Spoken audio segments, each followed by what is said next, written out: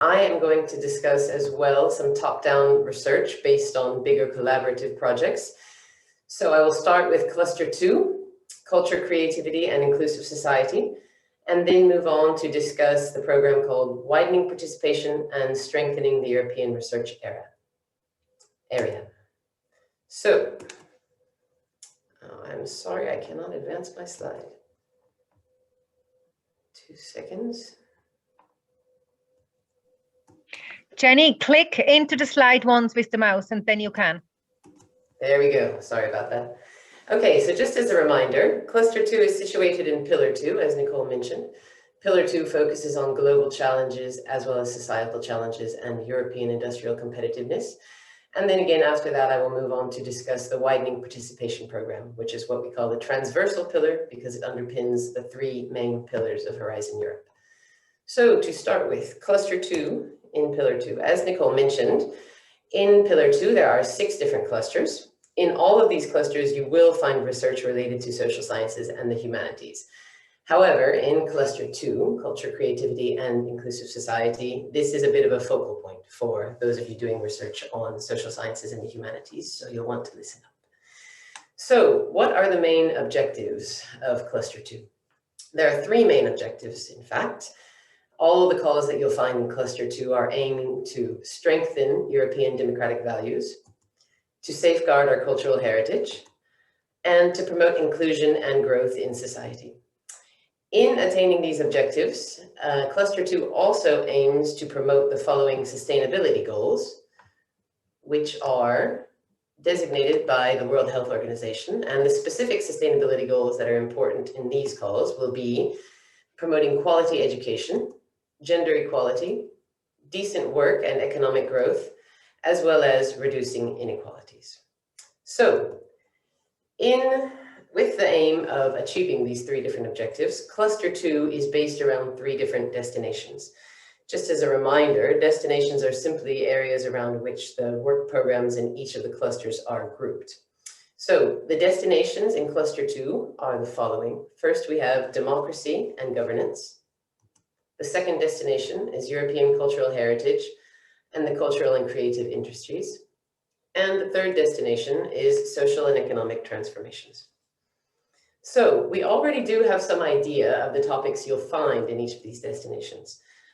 These topics are not yet confirmed by the Commission, but we don't expect them to change too much. So I do think it makes sense to give you some idea already of the kind of topics you'll find within each destination. So for the first destination, democracy and governance, you'll find themes like equality and inequality, as well as democracy in our modern world.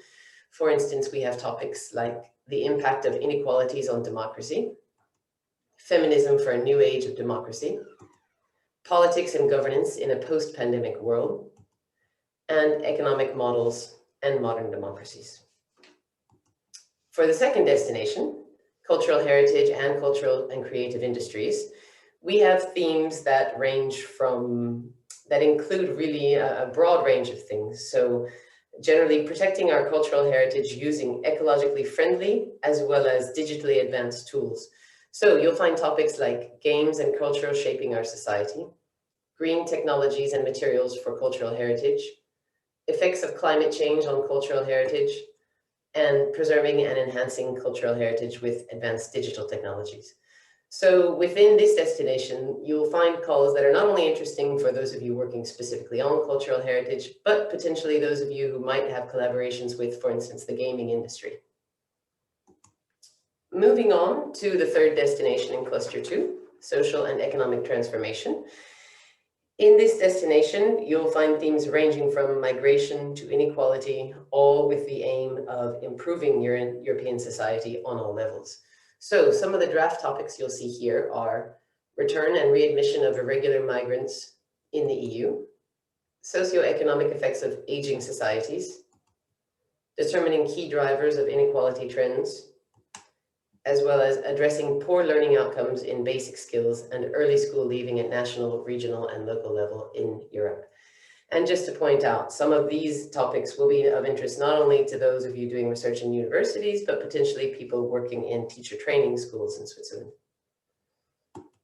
So the dates we have so far, and again, like the topics, these are dates that are to be confirmed. We expect the calls to open on the 31st of March, and we expect deadlines for these calls to start in the middle of June, around the 15th of June.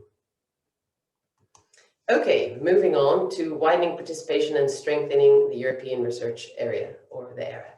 As I mentioned, this is what's called a transversal pillar in that it underpins the three main pillars of Horizon Europe. And unlike these three main pillars, the widening participation program is specifically designed not to support research, but to support knowledge transfer to what are called the widening countries. So what are the widening countries? The widening countries are those that in fact perform less well in terms of research and innovation. And this program is designed to decrease the disparity that we have between these widening countries and other European member states. So who are these widening countries that we talk about? They are here on this map highlighted in blue. So this program is, and all the calls that you'll find in this program is potentially very interesting for those of you who already have collaborations in these countries or who are envisaging potential collaborations with teams or people in these countries. And just to give you an idea, a quick list here in case you can't see the map very well. Those countries are Bulgaria, Croatia, Cyprus, Czech Republic, Estonia, Hungary, Latvia and Lithuania, Malta, Poland, Romania, Slovakia, Slovenia, Portugal, and Greece. So the two main objectives of the widening participation program are as follows. Again, as I mentioned, this is not a program to support fundamental research as such, but instead to connect research and innovation in these widening countries to a broader European network.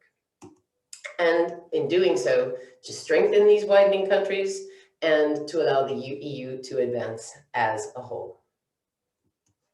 So within this program, the widening participation and strengthening the ERA program, we have three destinations, like in cluster 2.